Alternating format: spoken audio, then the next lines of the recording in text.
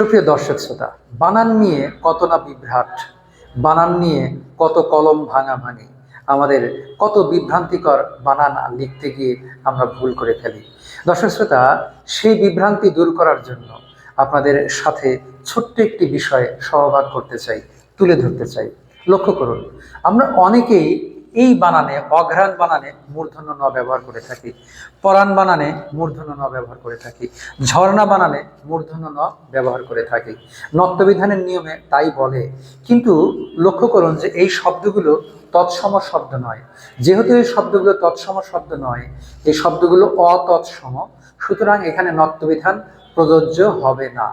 আর নত্যবিধান প্রযোজ্য না হলে সেখানে শব্দটি হয়ে যাবে দন্ত ন দিয়ে, মূর্ধন্য ন দিয়ে হবে না। আপনি অঘ্রাণ না লিখে যদি অগ্রহায়ণ লিখতেন, তাহলে সেক্ষেত্রে নত্যবিধান প্রয়োগ ছিল। আপনি পরাণ না লিখে যদি প্রাণ লিখতেন, তাহলে সেক্ষেত্রে নত্যবিধানের প্রয়োগ হতো, কারণ সেগুলো তৎসম শব্দ। আর তৎসম শব্দ না হলে সেখানে নত্যবিধান হয় না।